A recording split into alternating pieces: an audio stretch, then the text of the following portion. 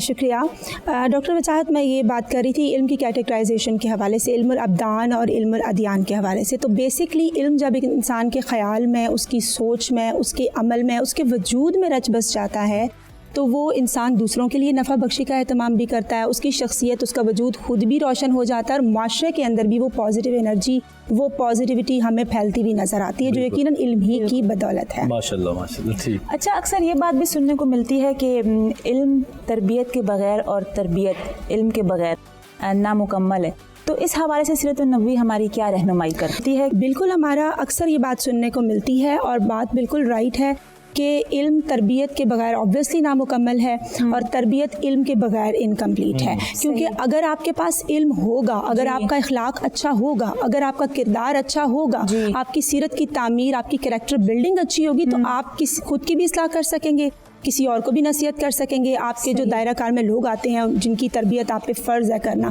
ان کی تربیت کا بھی اہتمام تبھی کر سکتے ہیں جب آپ کو خود سارا کا سارا مکمل نالج ہوگا.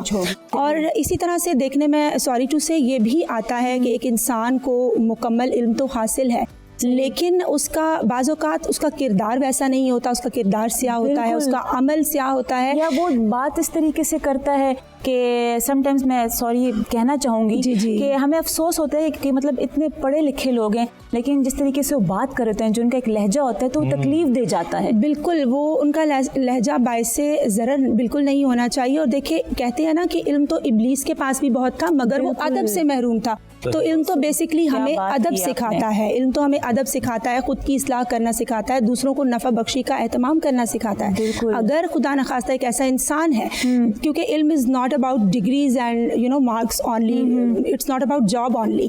علم جو ہے وہ آپ کی کردار سازی کا اہتمام کر رہا ہے. تو اگر آپ دیکھتے ہیں کسی بھی شخص کو یا خدا نخواستہ انسان کے اپنے اندر اس کو یہ خامیاں نظر آتی ہیں کہ میرے پاس ڈگریز تو ہیں، میرے پاس نالج تو ہے، لیکن میرا کردار اور عمل ویسا نہیں ہے، تو یقیناً وہ شخص پھر حقیقی جو علم کی معرفت ہے اس سے محروم ہے. کیونکہ علم تو ہمیں اللہ کی خشیت کا پتہ دیتا ہے، اللہ تعالیٰ کی معرفت کا پتہ دیتا ہے، اللہ تعالیٰ سے محبت کا، اس کے تقرب کا ہمیں پتہ دیتا ہے.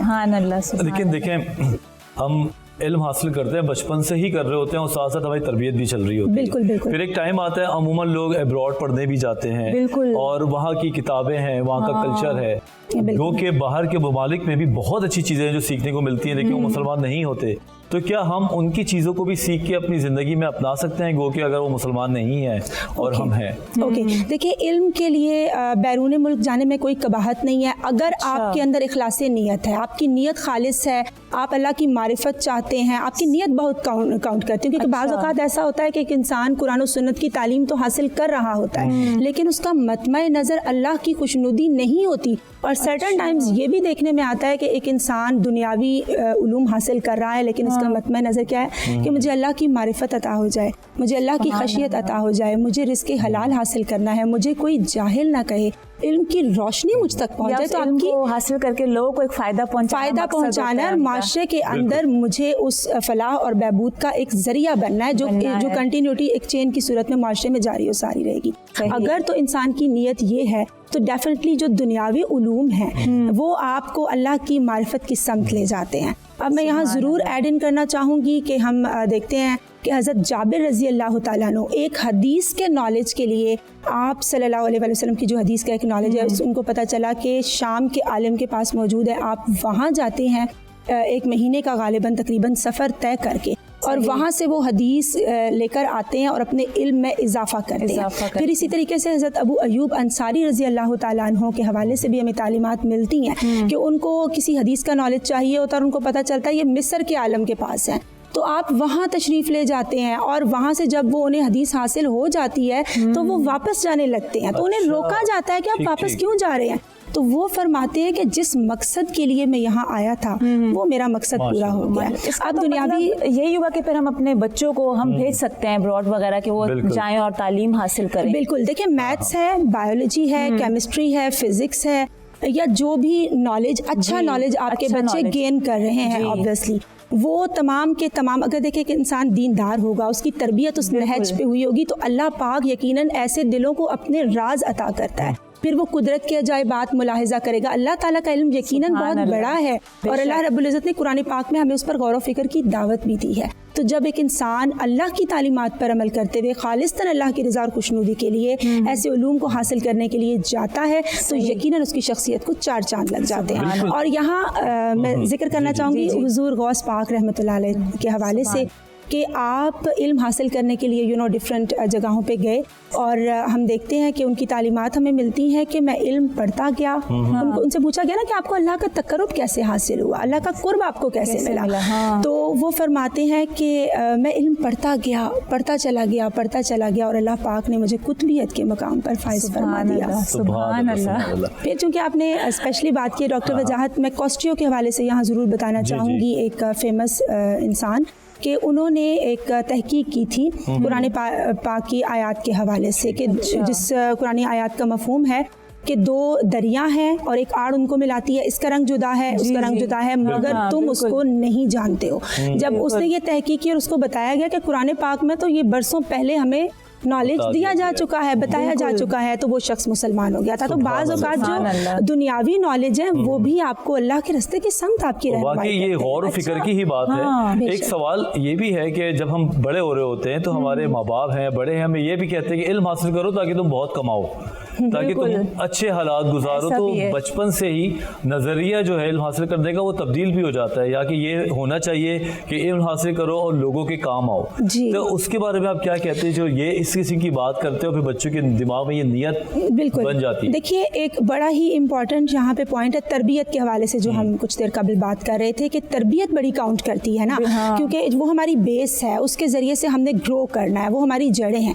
تو جو تربیت کی بات ہوتی ہے, دیکھیں ڈاکٹر وجاہت کہہ دیا جاتا ہے کہ 3 سال کی عمر میں بچے کی تربیت کا آغاز ہوتا ہے. کیا ہم نہیں سمجھتے کہ 3 سال جو اس بچے نے گھر میں گزارے ہیں تو اس کی اچھی خاصی تربیت تو ہم ویسے ہی کر چکے ہیں. اور ہم اکثر نوٹس یہ کرتے ہیں کہ بچہ جب بھی کوئی چیز کھانا شروع کرتا ہے تو اپنا لیفٹ ہینڈ یوز کرتا ہے, جب وہ اپنا بایاں ہاتھ استعمال کرتا ہے تو کیوں کرتا ہے؟ اسی لیے تو کرتا ہے کہ اس کے ماں باپ کی شخصیت کی اور کردار کی اور ان کی تربیت کی جھلک نظر آئے. تو ڈیفینیٹلی ماں کی گود بچے کی پہلی درسگاہ ہے. جیسی ماں تربیت کرے گی, جیسے والدین ان کے ذہن کے نقشوں پر وہ ان چیزوں کو رقم کریں گے, کیونکہ بچے کا ذہن تو ایک موم کی طرح ہوتا ہے, کورے کاغذ کی طرح. آپ جو چیز رقم کریں گے یقیناً جب وہ بڑا ہوتا جائے گا with the passage of time وہ گرو کرے گا تو وہی چیزیں اس کے ذہن کے نقشے پر ابھریں گی اور اس کی شخصیت کو گروم کریں گی, اور یقیناً وہ معاشرے میں پازیٹیوٹی پھیلانے کا ایک خوبصورت ذریعہ بن سکے گا.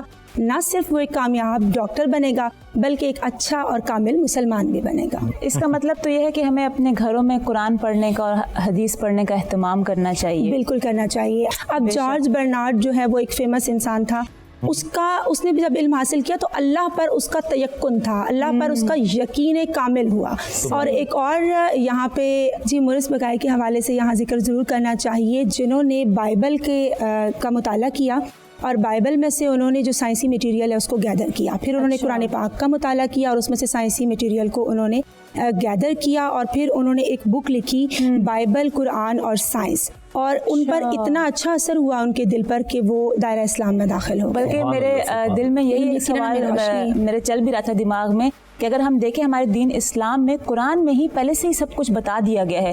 اگر ہم پاسٹ دیکھیں, اپنا پریزنٹ دیکھیں, فیوچر دیکھیں, تو ایک ماڈرن ٹیکنالوجی تو پہلے سے ہی موجود ہے. بالکل, اور ہمیں تمام تر ہماری رہنمائی کر دی گئی. اب اٹس اپ ٹو اس کہ ہم اپنی فیلڈ کو چوز کیسے کرتے ہیں. ہمیں دینداری بیسک اپنے گھروں سے اس کا آغاز کرنا ہوگا, کیونکہ علم جو ہے وہ اسی نے انسان کو عظمتیں اور رفتیں عطا کی ہیں, اور جو فی زمانہ مسلمانوں کے زوال کی بیسک وجہ ہے اور پستی کی, وہ علم سے دوری ہی کی بنا پر ہے. بالکل. آج دیکھیں نا, اگر ہم دیکھیں تو آج ہی جو نئی ٹیکنالوجی ہے جس کی بیس کے اوپر بیٹھ کے آج ہم یہ ایک ٹاپک کو لوگوں تک پہنچا رہے ہیں, اور یہ ٹیکنالوجی علم کے ذریعے ہی حاصل ہوئی ہے. بالکل, اور علم ہی کی وجہ سے آپ دیکھیں کہ حضرت آدم علیہ السلام کو اللہ رب العزت نے جو علم عطا فرمایا تھا وہ مسجود ملائکہ ٹھہرے تھے.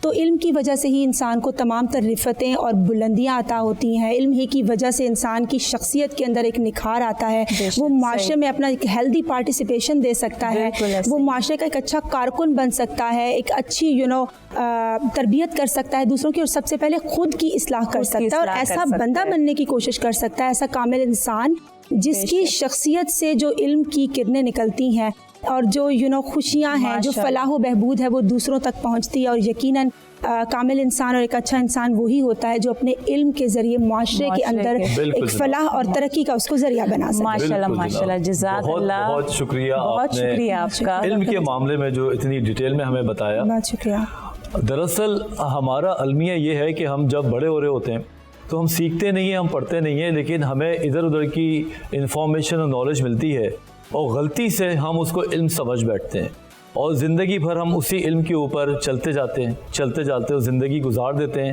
اور ہمیں یہ نہیں پتہ ہوتا کہ کیا صحیح ہے کیا غلط ہے. ہمیں چاہیے کہ علم کو حاصل کریں اپنے استادوں سے، سینئر سے، قرآن مجید سے، اور ان چیزوں سے جب آپ اپنے دماغ کو روشن کرتے ہیں تو پھر آپ کو پتہ چلتا ہے کہ زندگی کتنی خوبصورت ہوتی ہے. اور اس علم سے بچیں جو آپ کو گمراہی کی طرف لے کے جاتی ہے، جو تباہی کی طرف لے کے جاتی ہے. بس یہی میسج تھا. آج کی نشریات یہی پہ اختتام پذیر ہوتی ہے. آپ سے گزارش ہے اپنا فیڈ بیک دئیے اور دیکھتے رہیے آن ٹی وی.